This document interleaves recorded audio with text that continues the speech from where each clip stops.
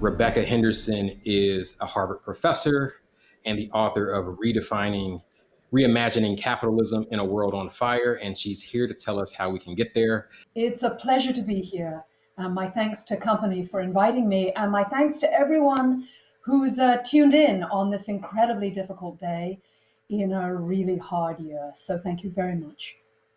As Randall mentioned, I recently published a book called Reimagining Capitalism in a World on Fire.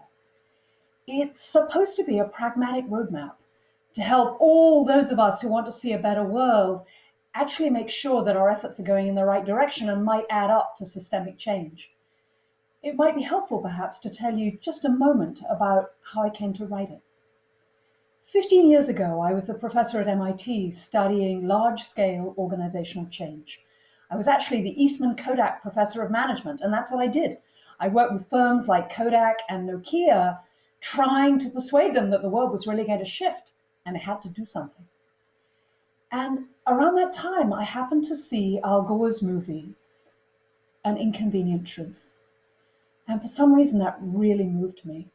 My brother, who is a freelance environmental journalist, had been sharing information about climate science with me for a while, but that movie really made me think I had to do something. And my first thought was to simply quit. I thought, here I am teaching MBAs. I'm just oiling the wheels of corporate capitalism. How is that really helping? It was actually my friends in the nonprofit sector that persuaded me that was a mistake, that I should stay in business and that business was a big part of the solution. But I really had no idea what business could do. Yeah, there were some firms changing their light bulbs and maybe you could do good and do well, but it seemed to me that actions by individual firms, although they were incredibly important, weren't going to add up to changing the whole system.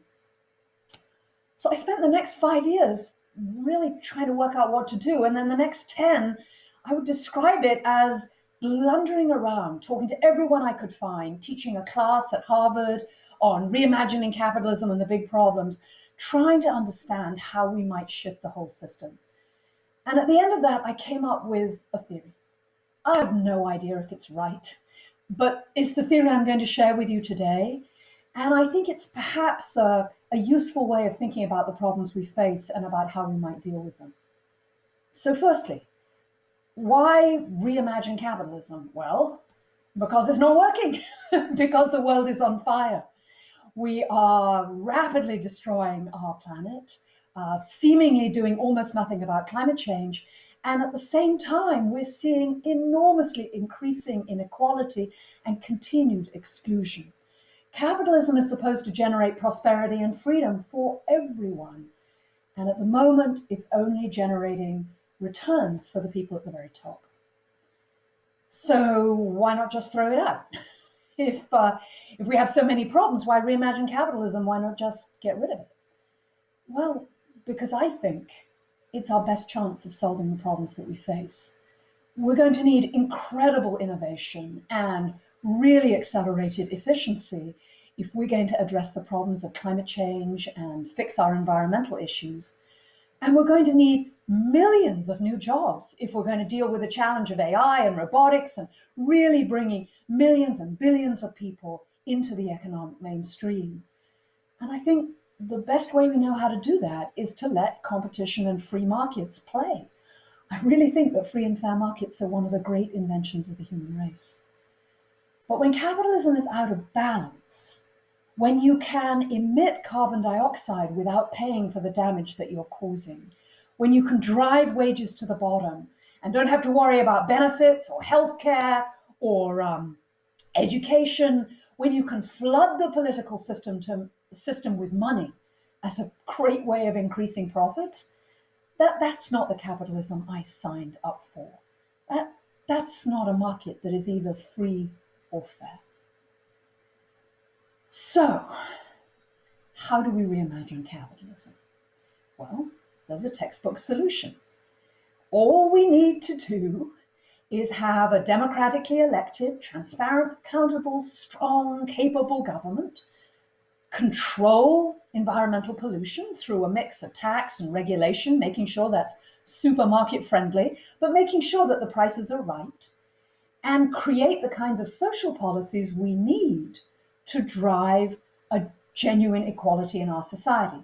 So I think that means massive investments in education and healthcare, changing labor force policies so that we see increases in the minimum wage, mandatory benefits, and really pushing on inclusion in every way one can as a society. And that's sort of the standard textbook solution. If you have massive problems like environmental damage and inequality, what you need are the three great institutions of Western liberalism: the free market, a democratically accountable government that knows what it's doing and has broad legitimacy, and a strong civil society. And those three institutions hold each other accountable, hold each other in balance, and drive prosperity and freedom for everyone. The only problem with the textbook solution is it doesn't show any sign of working. As I'm sure you know, our governments are struggling to respond to the problems that we're facing.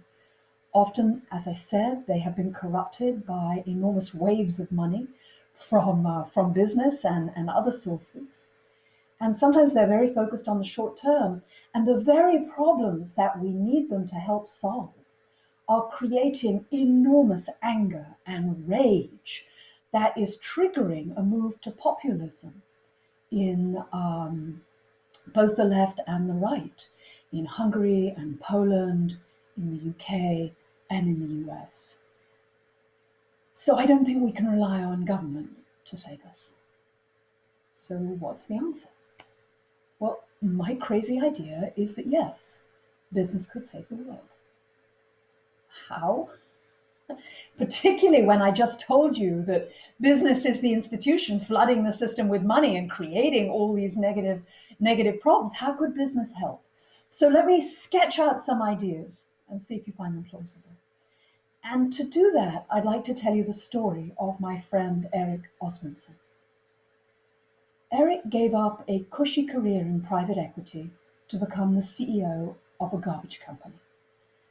This was a rather unusual career move, but Eric wanted to make a difference, and changing the way we handle trash could reduce global emissions by hundreds of millions of tons. From the very first day he arrived at his new job, he realized something was badly wrong. The industry was very corrupt. Both his own firm and his competitors were cutting costs by disposing of waste illegally, mislabeling medical waste and shipping it offshore, dumping chemical waste into the fields off Oslo. Regulations were barely enforced and the fines for violation were tiny. Eric, being extremely purpose-driven, announced that he was going to run a clean ship and to raise prices to cover the costs of doing so. Half of his senior team quit. So did most of his customers. His competitors denounced him for bringing the industry into disrepute. But Eric stuck to his guns, and good things started to happen. He was fortunate to have purpose-driven investors, and he was able to persuade them that taking the high road could pay off in the long term.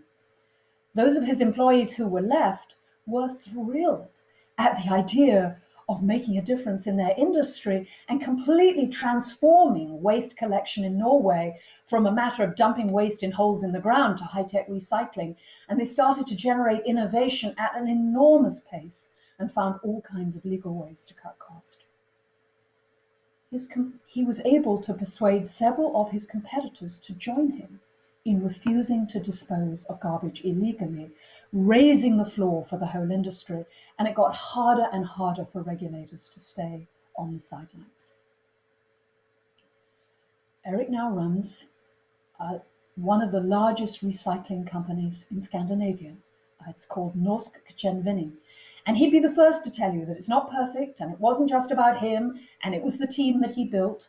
But he and his team has played a major role in transforming waste collection in Scandinavia and really making the concept of the circular economy a reality. And along the way, he's had a lot of fun and worked incredibly hard. So this is how I think about the change that we need to see.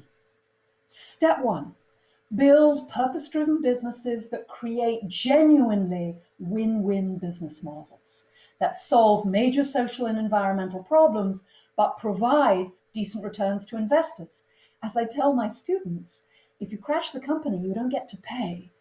But the goal of the firm should not be to make money. The goal of the firm is to solve difficult social problems, and making money is a means to an end, not an end in itself. So step one, purpose-driven companies demonstrate the new business model, begin to illustrate the ways in which business can indeed be a force for good.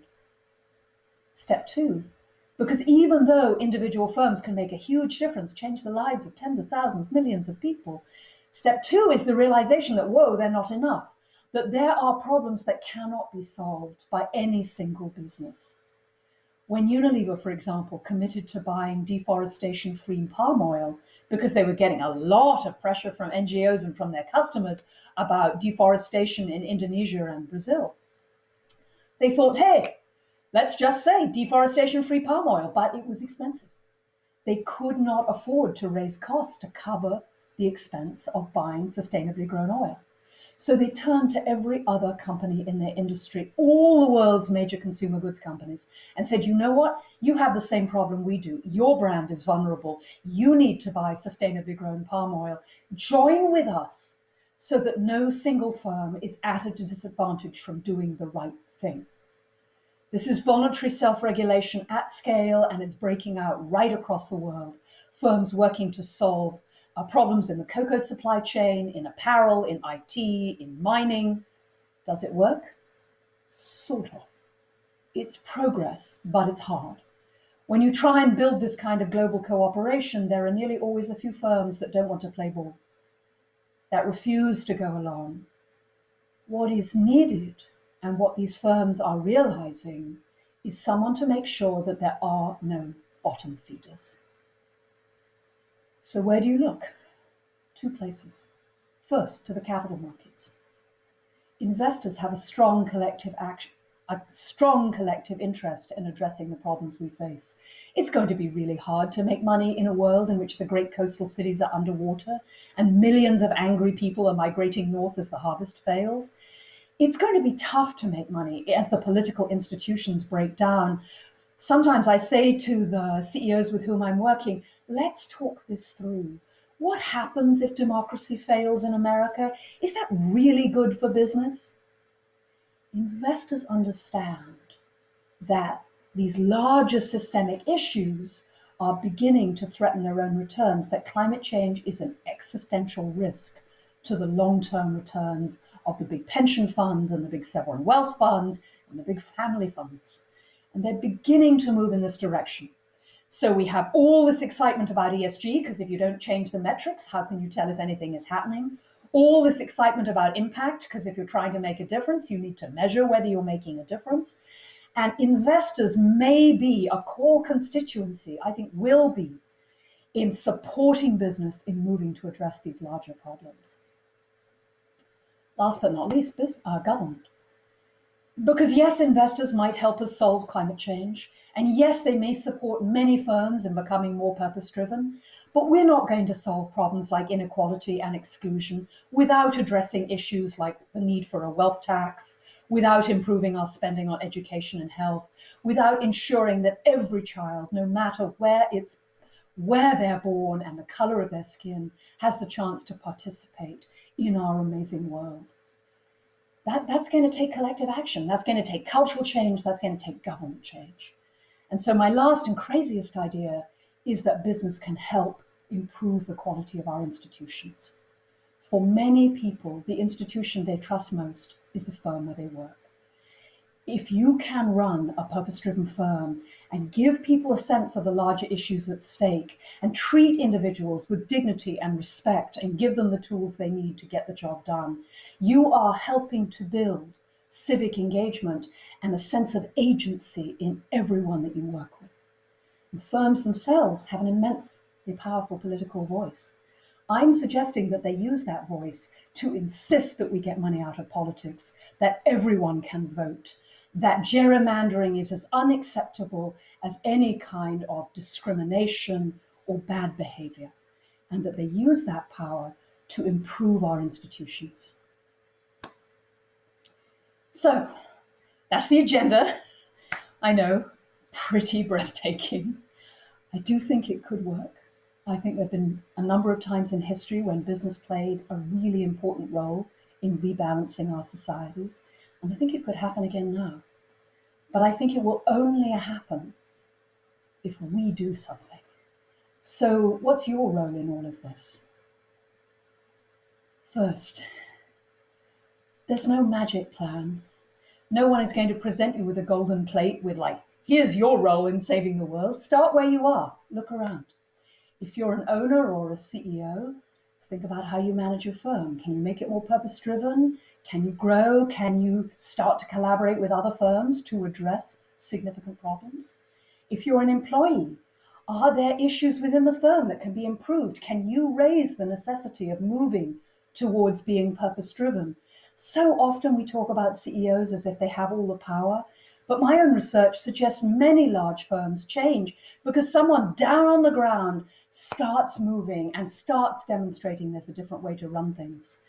I talk about a guy called Michel Legence, who was a brand manager for Lipton tea, one of the least sexy products you can imagine, tea bag tea. And with his colleagues, he came up with a plan to make tea growing sustainable. His senior management thought he'd lost his mind. What was he talking about? They fought for months, and together they shifted the whole tea business inside Unilever and ultimately played a major role in shifting Unilever itself. You're a neighbor. We know that people look at those around them. If you put solar panels on the roof, they're more likely to do so. If you stop eating meat, one of the simple things that all of us can do to really make a difference, they're more likely to eat less meat. If you announce you're flying half as much, we have good research to show that the people around you are also likely to fly less. And let's hope one day we can all fly again, but in a limited way. These kinds of individual actions don't, of course, add up to changing the world, but they will do two things. One, they will remind you of the stakes. And two, they will remind you that we can only solve these together. If everybody changes, everything will change. We need an avalanche, large-scale cultural, social, and political change at a scale we haven't seen in 50 years. Reset is easy to say, but whoa, hard to do. You know something about avalanches? They're started by pebbles. And all of us can be pebbles. The avalanche of change. You know, I give this talk a bunch, and people sometimes say, well, you know, how do you keep going? You know, it's a pretty tough time. And, you know, if we're just pebbles, well, why don't I just sleep late? You know, why get up? So I like to close by telling you a little bit about what keeps me going. I'm happily married now to a man called James Morone. He's just published an amazing book called The Republic of Wrath, and I am incredibly lucky. He is the love of my life. But I want to tell you about my first husband, a man called John Huckrow, who was an astronomer in the Harvard Astronomy Department. He was born on the wrong side of the tracks in New Jersey to first-generation Polish immigrants. He was the first person in his family to go to college, and he became one of the world's most highly cited astronomers. He discovered something called the Great Wall of the Universe, which is an incredibly cool thing that you can Google and for which he made the front page of the New York Times.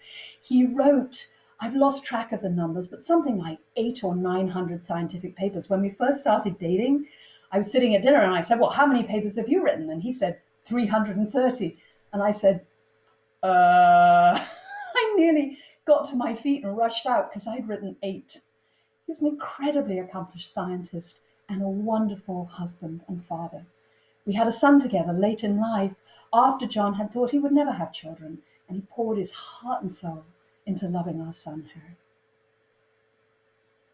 And 10 years ago, when I came back from a business trip, I found him on the floor, dead of a heart attack at 61. And I learned a couple of things. I learned that I hadn't paid enough attention, that this amazing human being had shared his life with me, and I had not treasured every single moment. That I bugged him about the dry cleaning, or why he wouldn't sort his magazines, when this incredible, funny, loving, hugging man had shared his life, and I had taken it for granted. I learned that death is not the problem. You know, so many people shared with me after his death things that had happened to them. The world is full of suffering. My guess is nearly everyone on this call has lost a loved one or had really horrible things happen to them. I learned that death is part of life. Death is not the tragedy. I learned that it's failing to live that is the tragedy. Because here's the thing about John. He lived full on. If a high school in California wanted him to come and talk about the structure of the universe, he would get on a plane and go and give the talk and come back. If a graduate student in Mexico City was having trouble with her thesis, he would get on a plane and go down and live with her for 10 days until it was done and fly back. He burnt himself out, giving and giving and giving because he loved his science and he loved the world. Sorry. And so I learned that it's all about living, that we are songs the universe is singing, that we will end, and that what matters is singing as well as we can. So why do I get out of bed? Because what else is there to do? We must save this amazingly beautiful world. We must learn to care for each other in the ways we can. We have the technology and the resources to fix the problems we face. We can reimagine capitalism. We must. Together, we will. Thank you very much. Incredibly inspiring. I've got two very quick questions. If we can get a quick answer from you, but I wanted to ask these before we let you go. The first is, how do you solve for the short-term thinking of the capital markets? Can you give examples of those who are beginning to change? Is it only ESGs, impact investors, or are you seeing these shifts in others? The capital markets are not inherently short-term. If they were, they never would have funded Amazon. And they wouldn't fund the big pharmaceutical companies that invest billions of dollars in long-term scientific research that won't pay off for 10 or 12 years. They appear to be short-term focused because they are very skeptical of senior teams who say, well, this quarter is likely to not be not so great, but later's going to be okay. What they want to see is you have the business under control, and that if you're making investments, you have metrics and a method and a model. Show me that it's going to pay off. So the reason I think the ESG metrics are so important and the broader cultural shift is so important is investors are beginning to open their minds into the ways in which addressing these larger problems is going to lead to long-term profitability. So the whole concept, for example, of running a high road business model, of treating people with dignity and respect and paying them well, once you have measures tracking employee engagement and training and customer satisfaction, then you can begin to communicate to investors why these long-term investments are so important. So sure, a real problem. We absolutely, I'm talking to a lawyer, Randall, I'm nervous about this, but I would absolutely get rid of Revlon duties and those times when you have to sell the company right now for cash on the nail. So right. I would, work with governance and the capital markets to get rid of those crazy short-term pressures. But in general, I think we're in a good place and beginning to move to a much longer-term focus. Awesome. I think I have time for one more really quick question and answer. In contrast to private ownership or limited investors, how can large publicly traded corporations legally obligated to shareholders for profit above everything else ever really be purpose-driven? So again, Randall, you're the lawyer, but my understanding is you're not legally obligated as a large public company to maximize shareholder value in the short term. Absolutely not. Your fiduciary duties are to care, candor, and loyalty and the long-term health of the corporation. There are exceptions, like when Revlon duties are triggered, when you do need to maximize short-term shareholder value. But in the ordinary run of corporate business, absolutely not. If you can persuade your investors that focusing on your employees or your customers or your community is a way to build a large, profitable, and thriving business, there's absolutely no legal reason to stop you doing that. You know, maximizing shareholder value was always a shorthand for build a thriving and successful company. And it's increasingly clear that maximizing shareholder value is a dangerous shorthand. And if that's all we focus on, we will destroy our economies, our societies, and the planet. Thank you so much. Fascinating stuff. I could literally listen to you talk about these things, topics all day, gerrymandering, voter suppression, all of the things. You are phenomenal. Again, her book is Reimagining Capitalism in a World on Fire. I've got a copy. I sent one to a friend out west who sent me this All Lies Matter shirt. That's lies, Lies. Thank you so much, Rebecca. It's been an absolute pleasure to have you join us tonight. Randall, thank you very much. It's my honor to be here.